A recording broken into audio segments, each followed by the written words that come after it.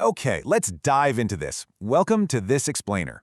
Today, we're going to unpack one of the most fascinating and honestly, absolutely critical maneuvers in all of maritime navigation. You know, when you're out there on the open ocean, the stakes are just incredibly high. I mean, there are no street signs, no landmarks, and the environment, well, it can turn completely hostile in the literal blink of an eye. So today, we're looking at a very specific piece of maritime geometry that has saved countless lives. It's a mathematical rescue protocol, and it's known as the Williamson Turn. Now, I want you to just picture this terrifying scenario for a second. You're on a vessel, smack in the middle of the ocean. It's the dead of night, or maybe you're totally enveloped in this thick, impenetrable fog. And suddenly, the absolute worst happens. A crew member falls overboard. In zero visibility, they just instantly vanish from sight. Now, you can't just slam on the brakes like you would in a car, right? And if you try to manually guess a standard U-turn, you're almost certainly going to miss them in the vastness of that water. So how exactly do you get back to a tiny, pinpoint geographic spot in a moving ocean when you literally cannot see your hand in front of your face? Part 1. The Williamson Turn Explained. To solve this absolute nightmare of a man overboard or MOB situation, we have to look back to an ingenious standard maritime maneuver developed way back in 1943. It was created by U.S. Navy Reserve Commander John Williamson, and the objective he achieved was brilliantly simple, but honestly incredibly difficult to execute in practice until he actually codified it. He figured out a reliable way to bring a vessel exactly back along its previous track. Even today, it remains globally famous as a vital recovery tactic for when a crew member has fallen completely out of sight. And this brilliantly illustrates what the entire mathematical goal of the Williamson Turn comes down to. It's just one number, 180 degrees.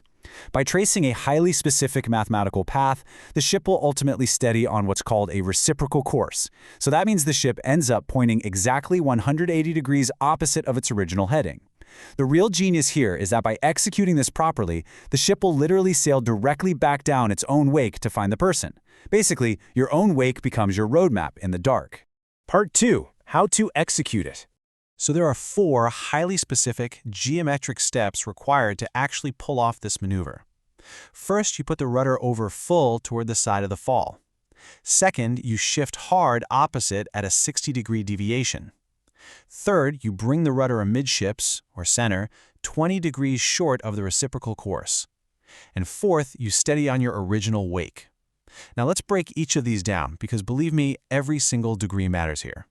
Okay, step 1. You must put the rudder over full toward the side of the fall. For example, if the person fell over the starboard side, the right side, you immediately put the rudder full starboard. Now, I know that might sound completely counterintuitive at first, like why turn towards the person in the water? Well, it's because of how ships actually pivot.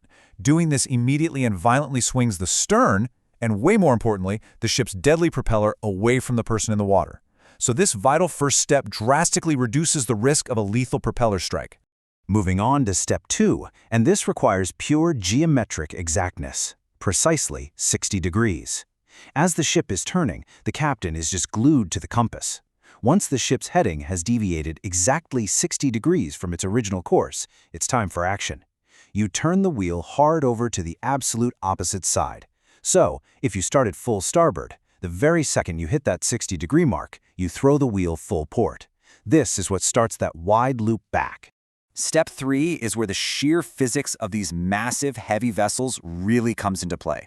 You see, you don't actually wait until you're facing the exact opposite direction to center the wheel.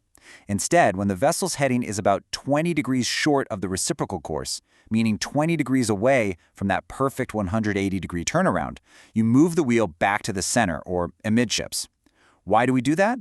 Well, because a massive ship on the water has tremendous turning momentum. Centering the wheel a little early allows that momentum to settle perfectly, letting the ship naturally drift exactly onto the new course without overshooting it. And finally, step 4. If the geometry and the physics of those first 3 steps were handled perfectly, the ship will now steady right on the reciprocal course. You'll be traveling directly back down your original wake. At this point, the mathematical phase is pretty much done, and the operational phase takes over. The captain now has to adjust the ship's speed to carefully approach the person in the water, allowing the crew to perform the actual physical recovery. Part 3. The strategic trade-offs. So, the crucial point is, while this maneuver is a total masterpiece of maritime geometry, It isn't a magic wand for every single emergency. We really have to weigh the tactical advantages against the disadvantages here. On the plus side, it is absolutely ideal for poor visibility. Because it's such a formulaic, structured maneuver, it reliably puts the ship back on its original path. It literally takes all the guesswork out of returning to a specific geographic point at night or in thick fog. But on the downside, it is incredibly time-consuming. It's a very slow maneuver compared to other turns. Plus, its massive sweeping trajectory temporarily takes the vessel much farther away from the person in the water before it finally circles back around.